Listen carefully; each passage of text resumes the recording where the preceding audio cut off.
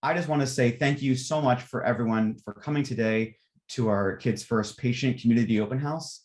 The Gabriella Miller Kids First Data Resource Center team is so excited to share some of this really great background about the program, as well as some really exciting updates about our progress in childhood cancer and structural birth defects research. You can go to the next slide. So my name is Jonathan Waller, and I'm part of the administrative and outreach team for the Kids First DRC. I also work as a senior communications associate at the Children's Hospital of Philadelphia, which is the operations center for the DRC. And with me today is Dr. David Higgins, and I'll let him introduce himself. Hey folks, good afternoon. My name is David Higgins. I'm the informatics program manager here based out of the Children's Hospital of Philadelphia, but speaking today on behalf of the Kids First Data Resource Center. So I spent a lot of time talking with different researchers who are interested in using Kids First data and connecting them with the data sets and platforms that they need in order to further their research. We're looking forward to speaking with you today. And so we've got a great agenda today. Thank you, David. We've got a great agenda today. We want to really make sure we revisit the critical role that patients, their families, and community groups have played in advancing childhood cancer research and structural birth defect research throughout the United States through the pediatric research program. Then David's going to take over, and he's going to explain one of the real major tasks of the Data Resource Center, which is bringing together vast amounts of childhood cancer and structural birth defect data into one place and making it accessible for the entire research community. From there, he's going to share some of our more recent success stories in supporting new research through the portal. And finally, we'll come together to take a look ahead and talk about community engagement in this next phase of growth within the Kids First DRC. So we can go to the next slide. But first, let's get some housekeeping out of the way. So most importantly, we really want to hear from you. To start, I'm going to invite everyone to take a second and jump into the chat to introduce yourself. You can just share your name. If you're here with a foundation or community group or organization, you can share that as well. And let us know what part of the country you're coming from. And while you're there, I'm also going to launch a quick poll question. I just kind of want to gauge the room and see how familiar our attendees are with the Gabriella Miller Kids First Data Resource Center. So you can take a quick look at this question. And so we're asking, is this the first time you're hearing about us? Do you know just a little bit and you're excited to hear more? Have you been following us for a while? Or have you been with us since the very start?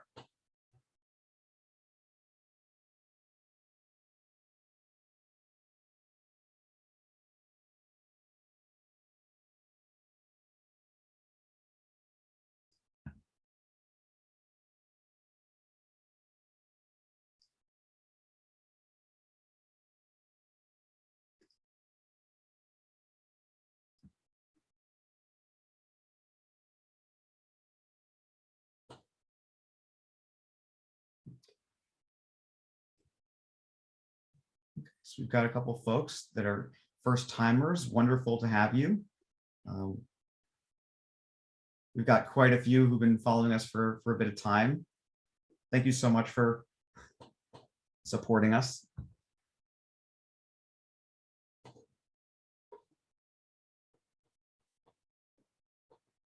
I'm going to give a few more seconds. Just about half of you have been able to respond, so we'll give you a little more time. And so, while folks are filling out that poll, I'm going to also say that throughout today's meeting, David and I are going to be joined by a number of our colleagues from the Kids First team, and they're going to be waiting to field any questions from attendees. So please feel free to share those in the chat if you've got questions. And then finally, know that this event is going to be recorded, and we're going to be sharing it on our social media and YouTube channel later next week. So keep an eye out for that, and be sure to share with your friends or colleagues, anyone who couldn't make it today. Finally, if you have any further questions beyond what we covered today, please be sure to email us at info@kidsfirstdrc.org.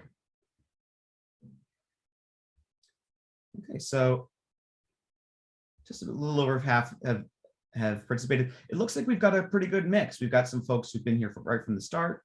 We've got some who are just hearing about us for the first time, and a few who know just a little bit. So I think that there's going to be some helpful information really for everyone. So again, thank you so much for joining.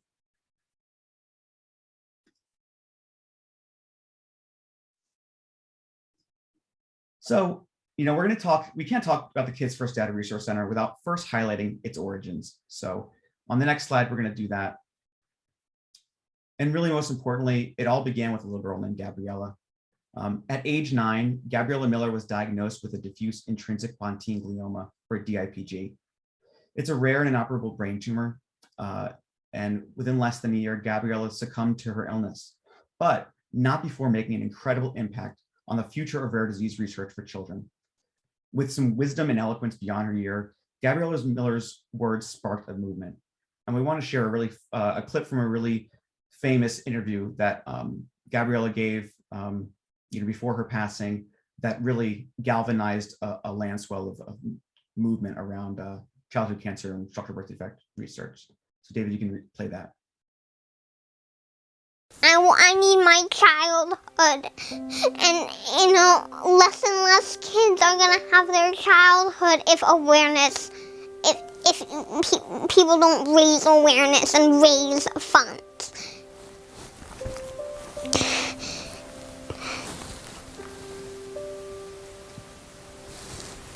So what message do you have to our political leaders, our elected leaders, about kids like you? Stop talking and start doing.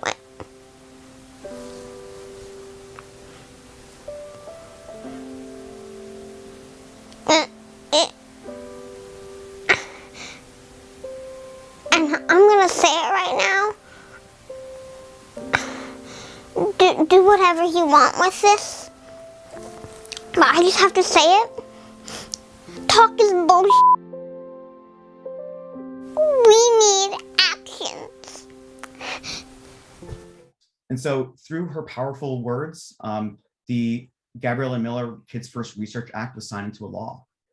It mandated the end of taxpayer funding for presidential nominating conventions, and it transferred $126 million of that budget into the establishment of the Gabriella Miller Pediatric Research Initiative Fund. That allowed for 10 years of $12.6 million per year appropriation to the NIH-Common Fund to establish the Gabriella Miller Kids First Pediatric Research Program. Go to the next slide. And so the Gabriella Miller Kids First Pediatric Research Program was created to help drive new insights, not only to childhood cancer, but also their connection to structural birth defects. The Common Fund's Kids First program also was tasked with developing the Gabriella Miller Kids First Data Resource Center, where data on these pediatric conditions could be brought together and made accessible to power new discoveries. But what's the connection here? Why study childhood cancers and structural birth defects together?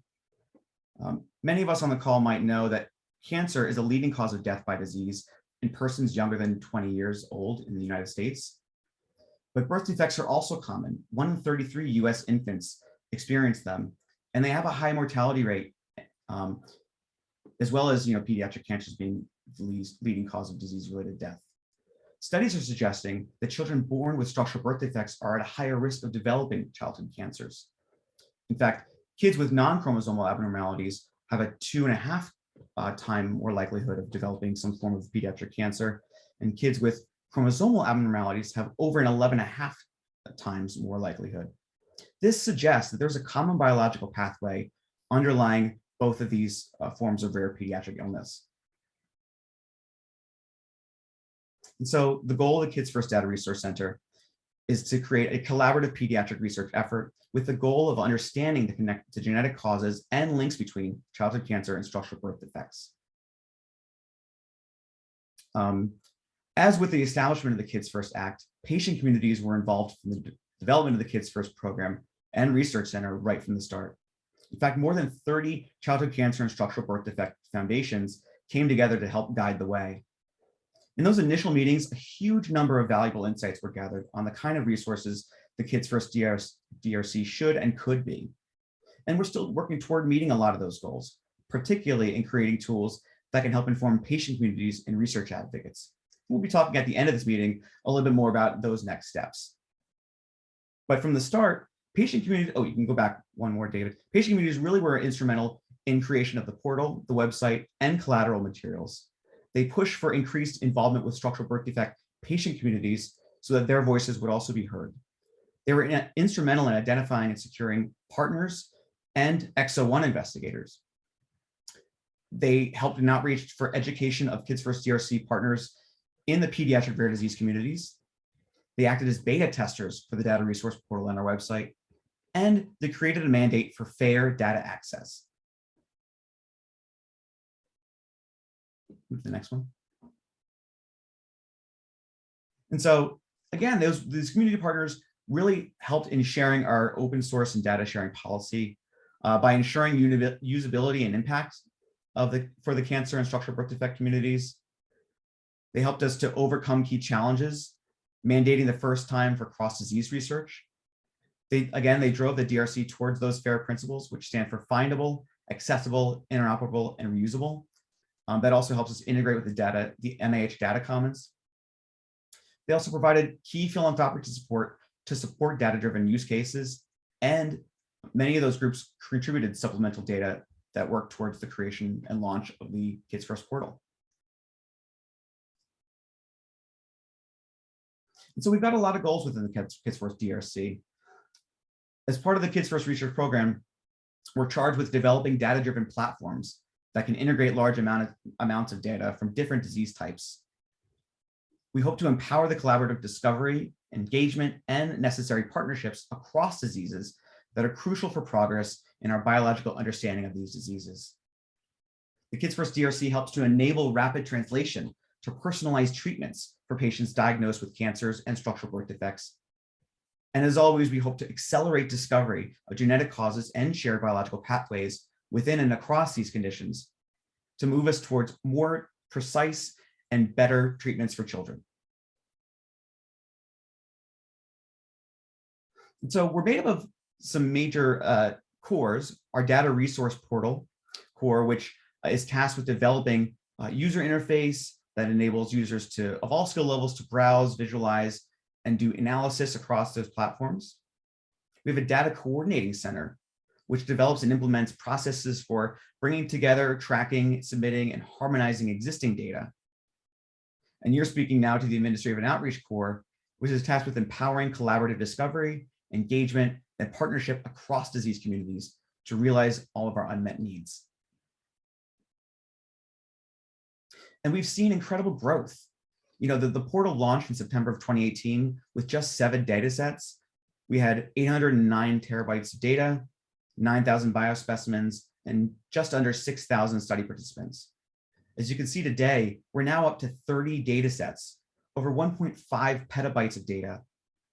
We've got more than 26,000 study participants across 19,821 families.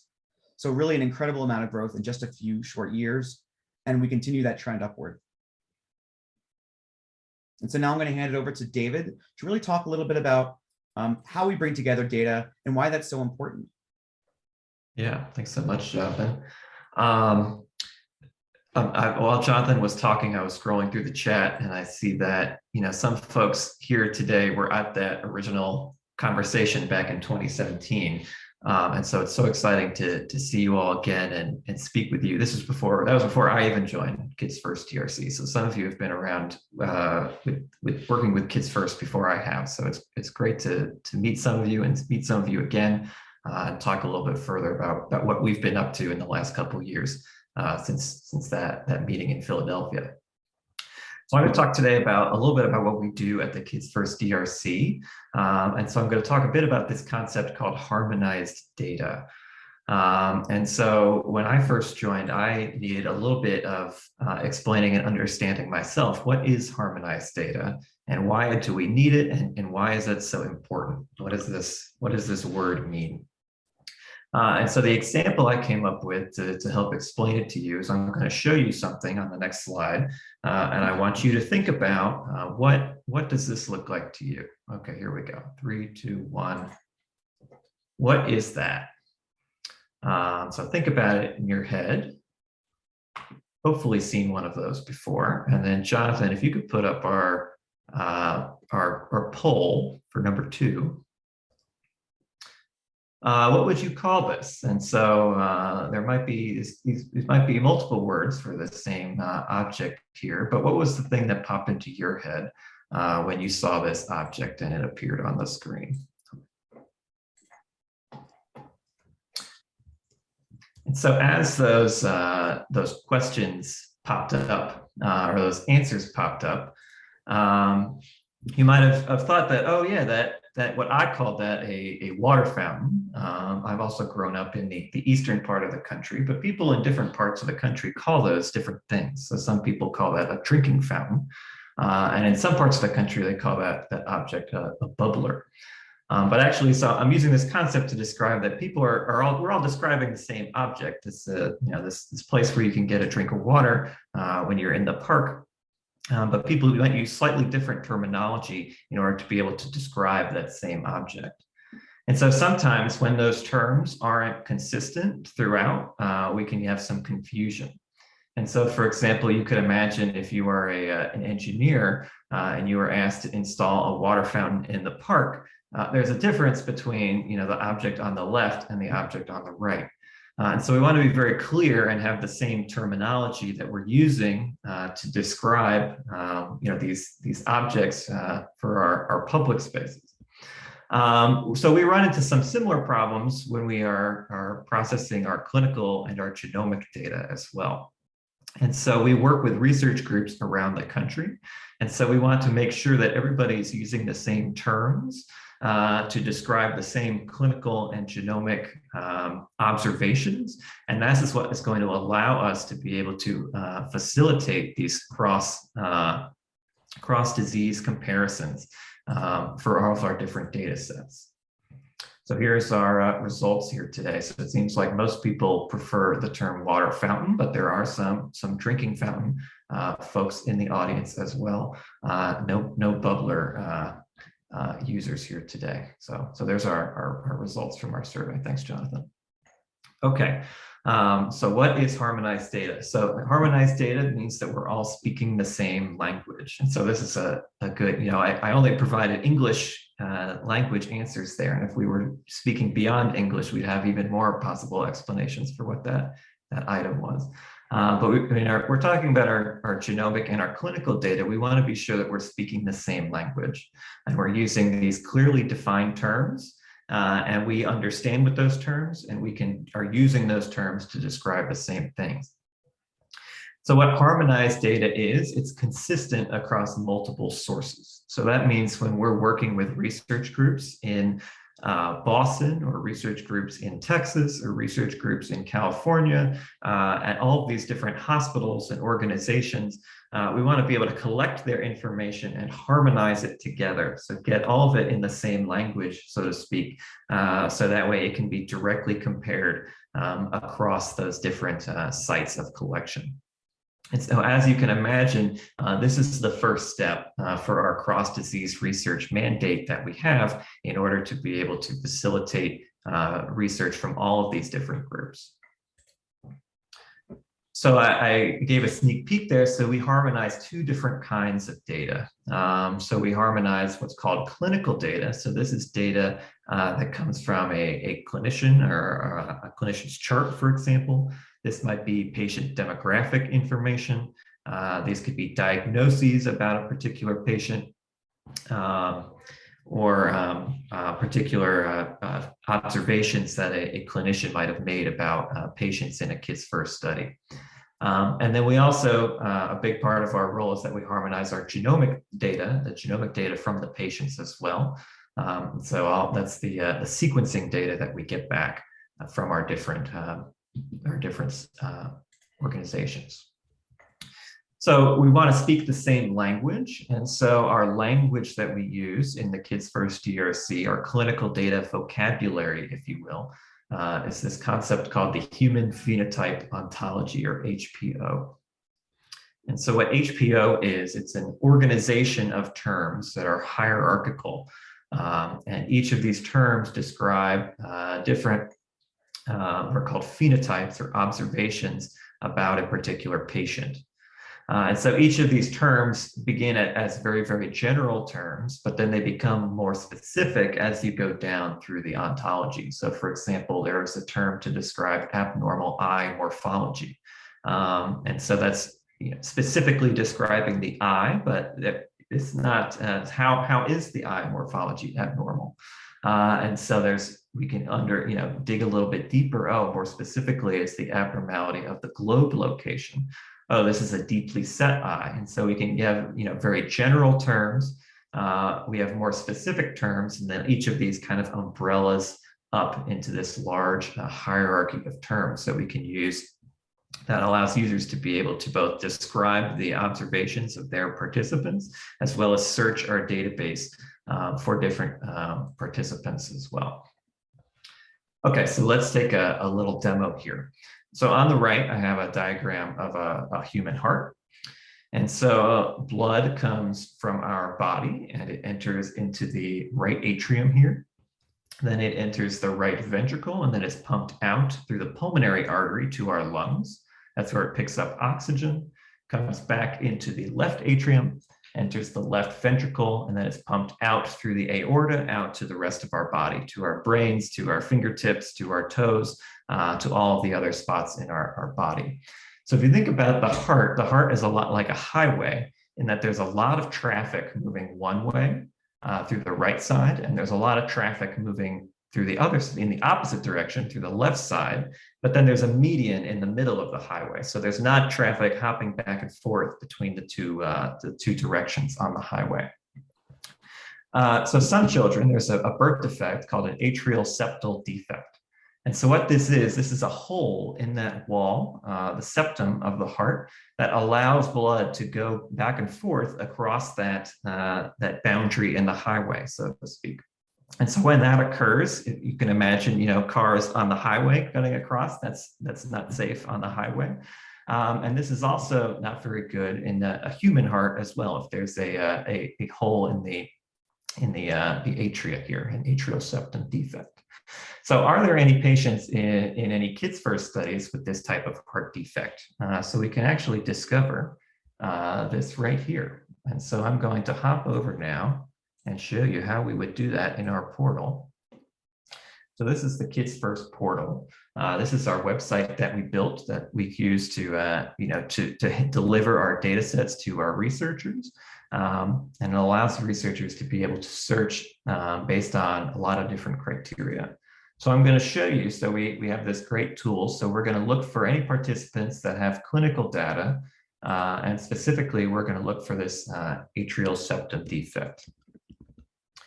And so I can search in the search box. And so these are all of those HPO terminology.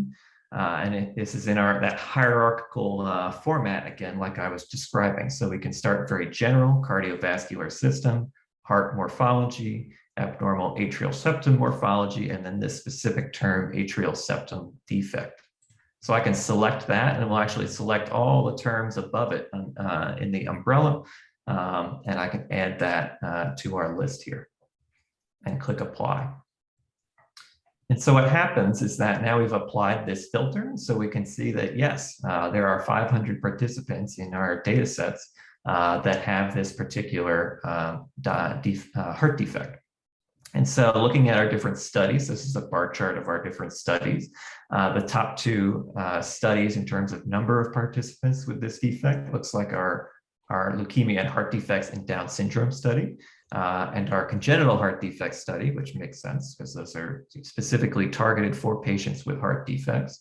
But if we continue to search though and go deeper, we also see our esophageal atresia study has kids with heart defects, as well as our diaphragmatic hernia and our kidney study as well.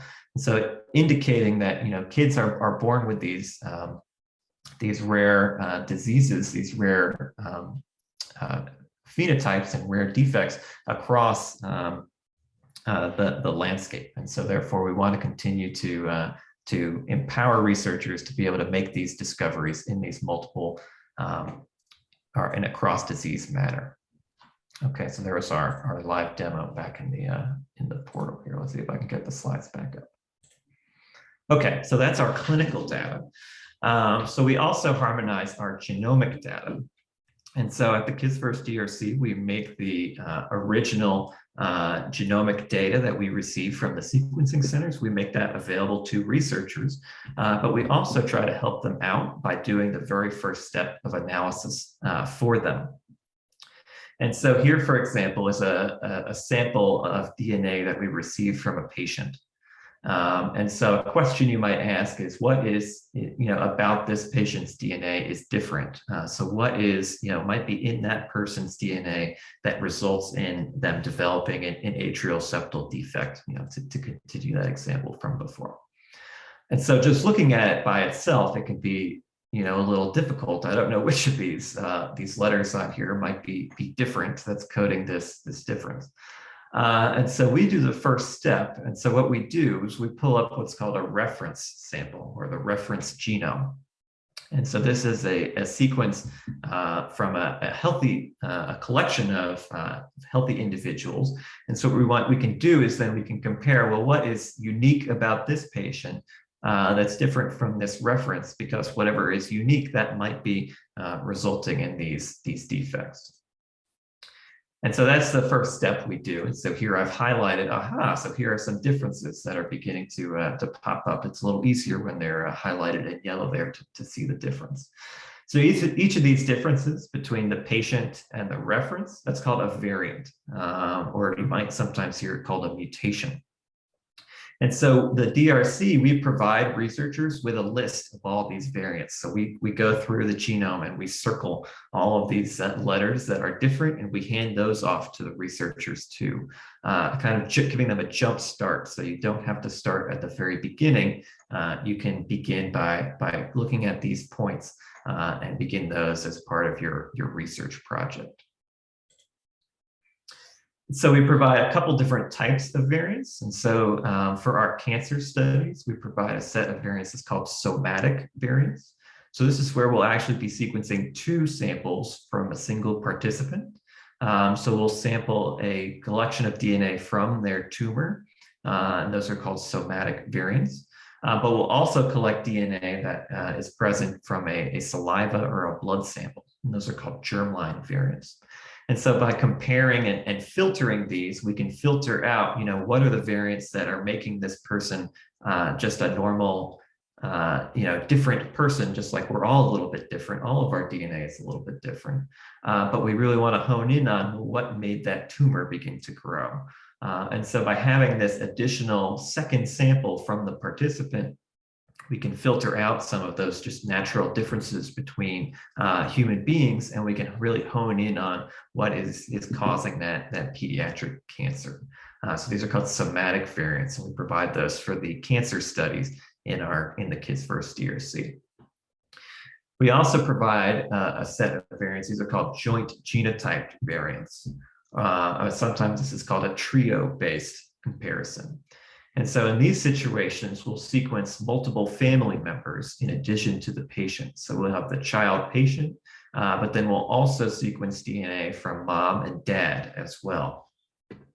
And so having this additional information is really powerful. It helps the researchers be able to track and identify what is perhaps unique in the child. Did mom and dad both pass something on that combined together in some type of way to result in this outcome in the child? So we can track, what did mom, contribute, what did dad contribute, and how did that come together in this patient? A lot of times, though, what we discover is that what is in the child contains some unique mutations or unique variants that neither mom or dad have. And so that can be another kind of point that allows researchers to be able to identify those variants very, very rapidly. Mom and dad don't have a history of this, but the child has this birth defect, and the child only has this variant. That might be a place to investigate a little bit further. So this is our genomic data.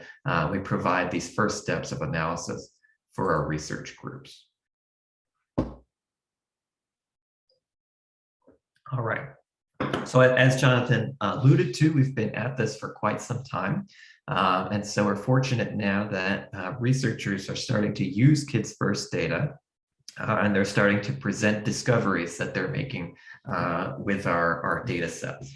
And so it's been very exciting. And so now what we'll do on this next section is I want to share some of these discoveries with you, so we can learn a little bit about what are some of the things that we've discovered using Kids First data.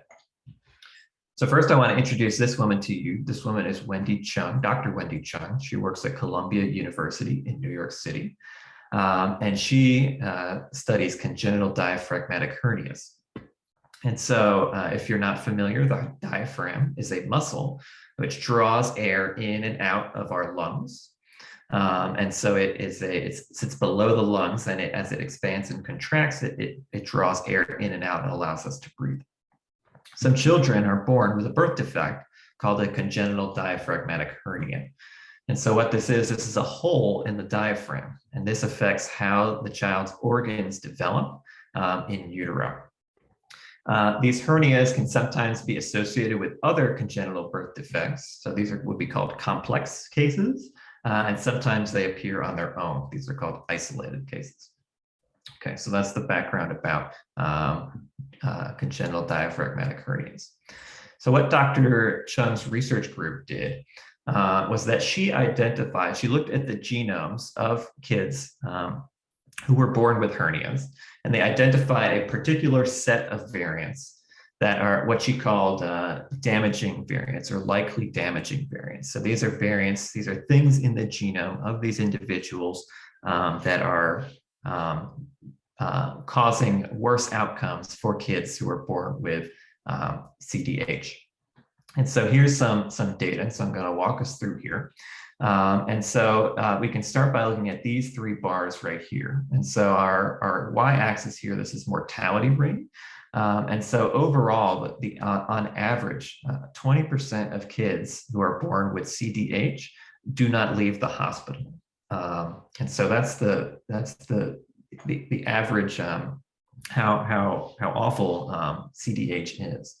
And so, but then what Dr. Chung's research group did is she divided, these kids into two categories. So kids who are born with these damaging variants and kids who are born who do not have these damaging variants in their genome. And when she split those groups apart, she found there was a big difference. And so kids who have these likely damaging variants in their genome have a much higher mortality rate than kids without those damaging variants. And so, in fact, what she discovered is that in isolated cases, so these are kids who are just born with the hernia, their mortality rate, if they have those damaging variants, it is as bad as having a more complex case. So a CDH born with other birth defects in addition to that. So this is entirely in the genetics, and using the genetics to categorize participants, we can identify that some participants have better outcomes than others based on the genes inside of their cells. So the kids that survive, though, so this is one thing that I found really interesting, is that the kids that survive who are born with those damaging variants, they actually have worse neurodevelopment outcomes when they turn 2. So when they grow up and they're toddlers. So here on our charts here, each of these dots corresponds to a child. And then along our y-axis here, this is how proficient kids are in language. And this is how proficient they are at cognition when they turn 2 years old. And again, these are categorized into those two groups of participants with those damaging variants and with those non-damaging variants. And so you can see that kids that are born with those damaging variants are less proficient at language, and they are less proficient at cognition when they turn 2. So not only is this, affecting them in the hospital right when they're born, but it continues to affect them after they go home and begin to grow up. So how did the authors interpret this? And so what's the interpretation of this data? And so this is directly the authors' words from their paper. So their underlying hypothesis of this study is that these damaging variants that cause hernias can often have what are called pleiotropic effects on the development of other parts of the body, leading to overall worse clinical and neurodevelopmental outcomes.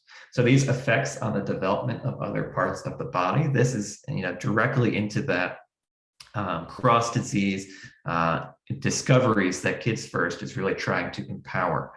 So these things that are resulting in hernias are resulting in other effects throughout the body.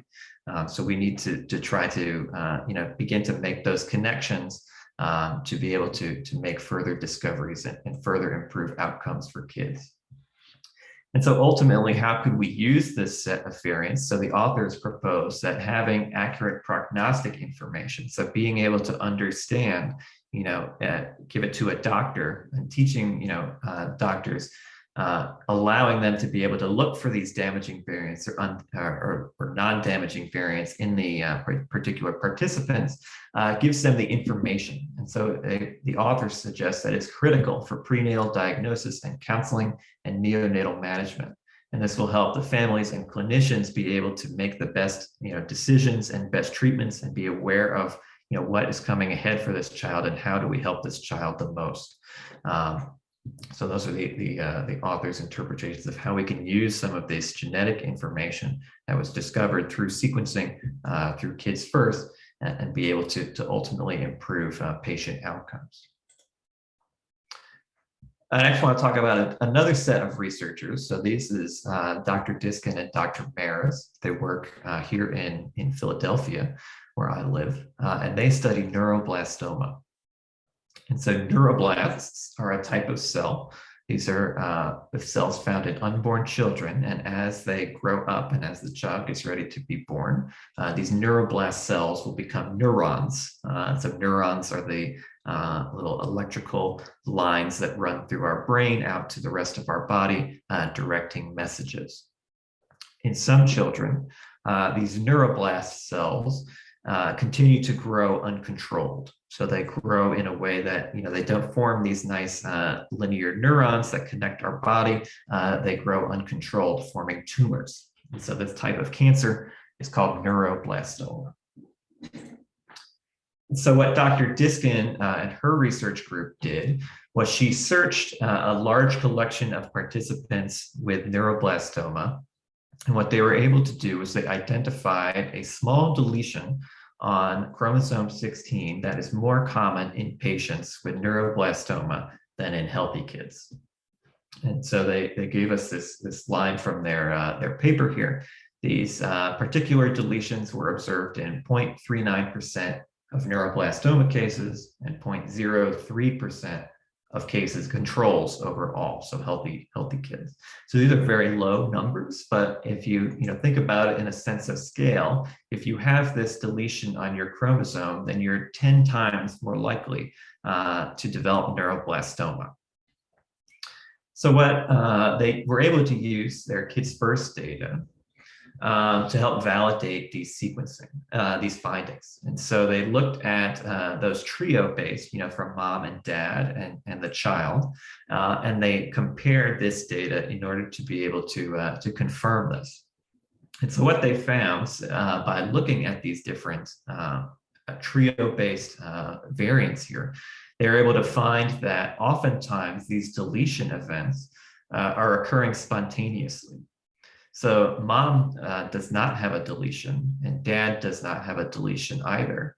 But in the neuroblastoma child patient, they do have this deletion here. It's called a de novo deletion. It arose spontaneously in that particular child. So they looked a little bit further. And so it turns out they weren't the first, first authors to learn about this region on chromosome 16. And so they did make the connection between it and neuroblastoma, but other researchers around the world who study different disorders and different outcomes for patients actually also identified associations with this same spot on chromosome 16. So notably, the deletion of this region is a recognized genetic syndrome, and it confers increased risk for autism, developmental delay, intellectual disability, seizures, macrocephaly, early onset obesity, increased body mass index, and birth defects. So again, really emphasizing our Kids First mission and our Kids First mandate here, that all of these rare diseases have, a lot of them are connected in the genetics, the underlying genetics. And so we need to continue to support researchers in this cross-disease research. And so to wrap up their paper, Laura and her co-authors said that they really wanted to recontact families of children that have this deletion on chromosome 16. And so what that can do is that they can help determine whether counseling or surveillance for neuroblastoma might be appropriate for children diagnosed with this particular deletion. Or conversely, whether we should be looking at kids who are diagnosed with neuroblastoma, if they have this particular deletion too, then maybe we should be monitoring them for any of these other outcomes or other phenotypes that are associated with that particular syndrome, to be able to help treat that child as they continue to grow up. So I'll share one last researcher's story with you. And so this is a researcher, is Dr. Piccolo. He works at Brigham Young University. Dr. Piccolo's group, he's actually not one of our original Kids First researchers who received sequencing as part of the Kids First program. So Dr. Piccolo is an independent researcher who reached out to us and is using that already generated data from, for example, the Diskin study and Dr. Chung's study, and he's using that data again in his own research. So we're using that existing information and reprocessing it to make new discoveries. So Dr. Piccolo's group, he developed a special method for categorizing variants located at different spots within a single gene. And so he generated this large table. And so here across the bottom, this is different Kids First studies. And then along the y-axis here, these are different genes, located in the genome. And so because the Kids First data was harmonized, that allowed Dr. Piccolo to very quickly and very rapidly search across the Kids First data sets, combine them all together into one investigation, and discover, these genes where they're popping up in multiple spots. They're being found in multiple different studies. And so it really suggests this potential for these, again, this cross-disease implications and follow-up investigations that we hope to have in the future. And so, for example, what he found in his own words, this gene IFIH1, for which a particularly pathogenic variant was identified in a single neuroblastoma patient, this same gene has already been associated with these other 3 syndromes here. Of the genes identified in this study, further investigation into their biological role through wet lab experiments could reveal novel possible mechanisms of disease development. So again, he's suggesting that we take these discoveries from the genetics, we investigate these genes in the laboratory to learn a little bit more about them in order to be able to understand the mechanism of how these diseases are developing in our kids. All right, so that's a little bit of where we've been in the past. And so I just want to look ahead briefly. And I see that I've got about 15 minutes left. So I might skip my second demo here, but I will tell you a little bit about how the Kids First DRC wants to continue to support cross-disease research. So I showed our Kids First portal at the beginning of my talk. And another feature that we've just loaded this past year is this tool called Variant Search. And so this tool allows, exactly like the title, it allows researchers to very quickly search Kids First data. And so we've got our 280 million different variants in here that researchers can add, query based on the genes that those variants might be found in, the parts of the genome that they might be found in, and allows people to search very, very quickly across all of these different data sets in a rapid manner. And so I think I'm going to skip my demo because I'm going to hand it over to Jonathan here in a second. But the short answer is yes, we can use variant search to follow up, for example, on the Miller and Piccolo study to look for other genes, other studies that those developmental genes pop up in.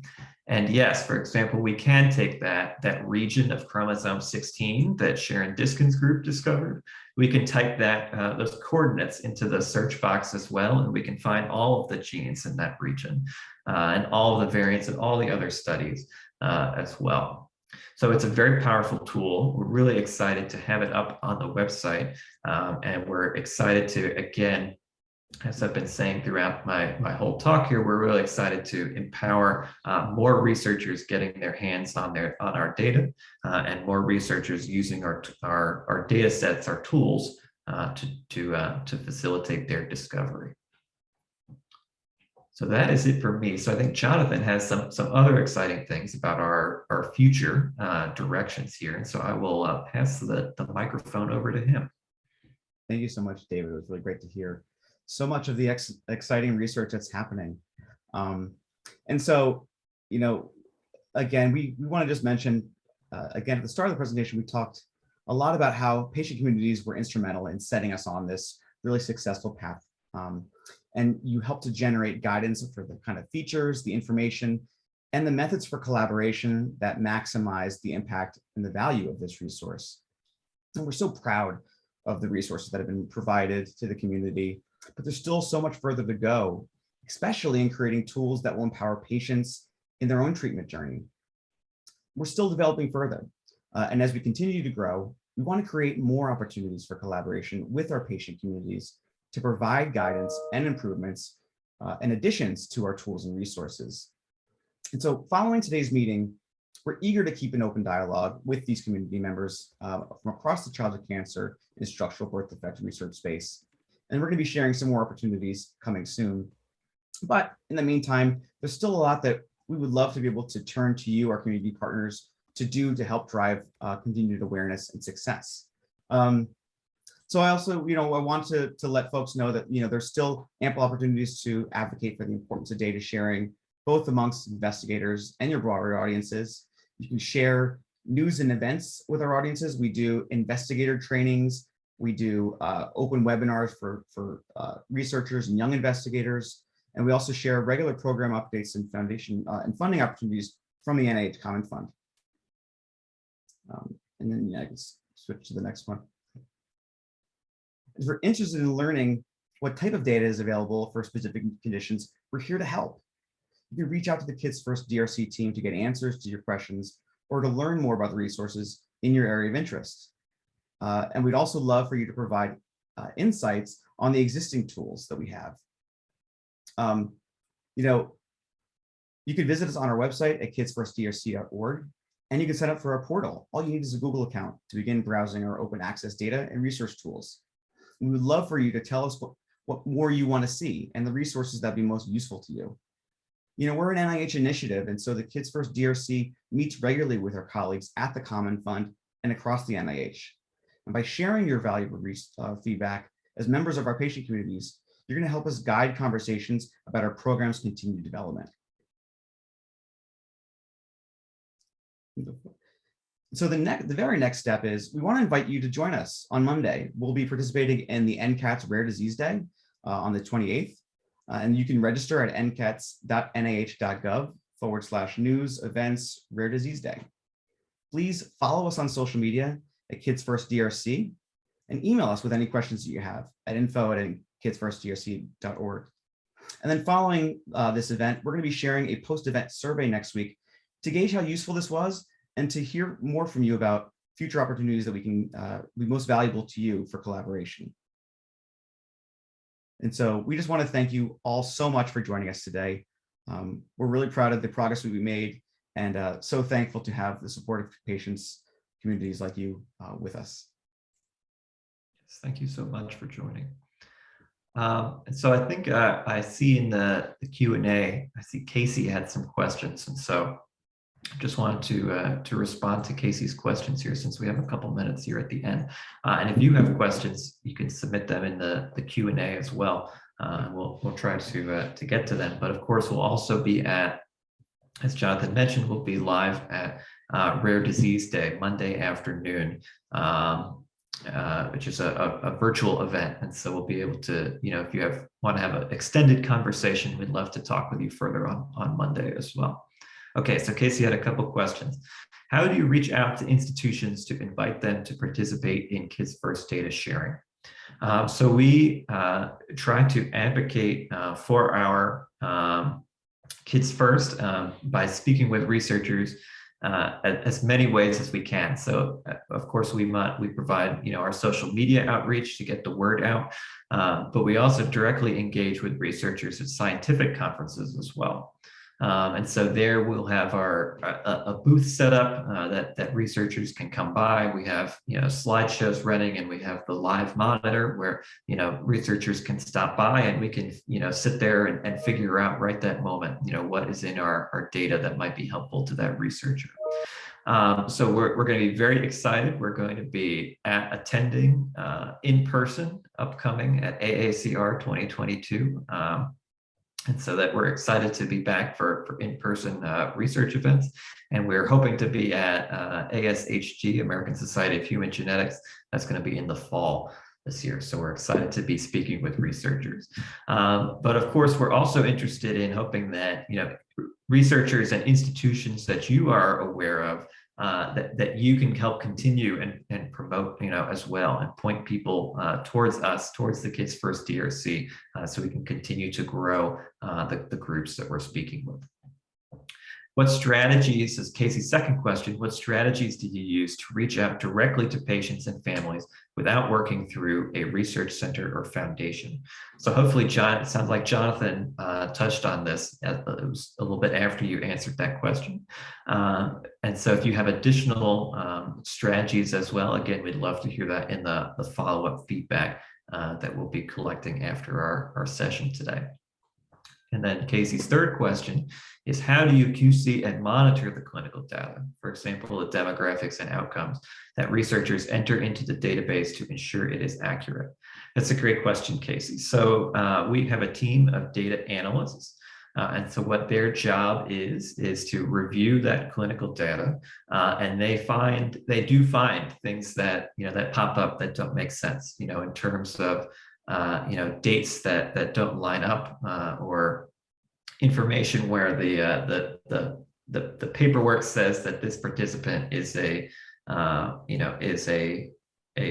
male, but the genetics of that participant doesn't line up with that. And so we can use this information. We review the clinical data and we review the genetic data before it goes onto the portal, and then and as part of that, we review that with NIH. And then once that is approved and we have high quality, accurate data, that's what ultimately makes it out onto the Kids First portal. Daniel is asking the question. I see Jenna is responding. Great, thank you. Do you share data or collaborate with other data consortiums or national systems? Yes, all of our data is available to any researcher. We want as many eyes on it as we can possibly get, and anybody can apply for access and be approved.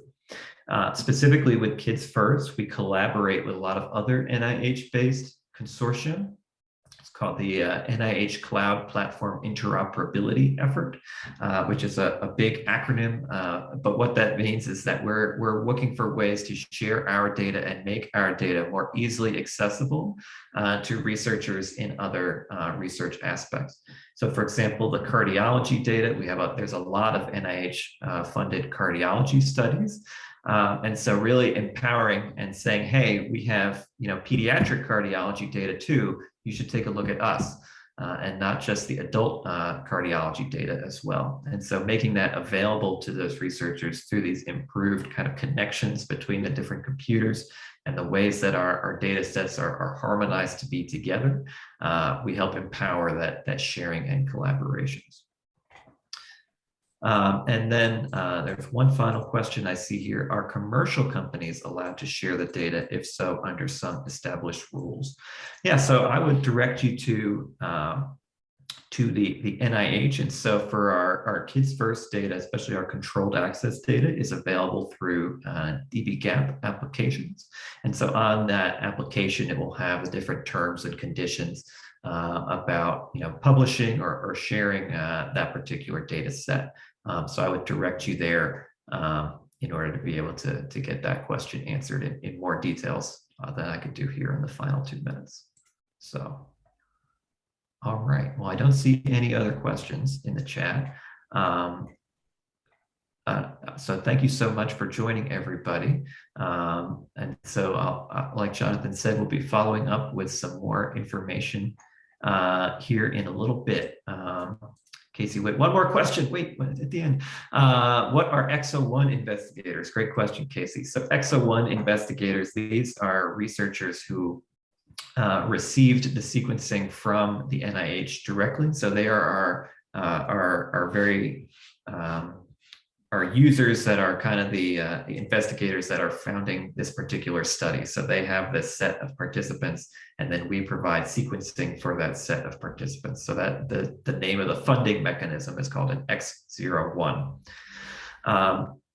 So we, of course, support those researchers, but anybody can apply those. So you don't have to be, not just the original set of users, but our user base has expanded. And so that's a little bit like the Dr. Piccolo, who found us by reviewing different data available in order to be able to use Kids First data as well. So yes, so I apologize and explain that term, but that's what an EXO-1 is. All right. We're just about at time. So again, thank you so much for all of you for joining us today. And we look forward to continuing discussions with you further. Thanks so much, everybody. Have a great afternoon and have a great weekend. We hope to see you Monday at Rare Disease Day. Take care, folks.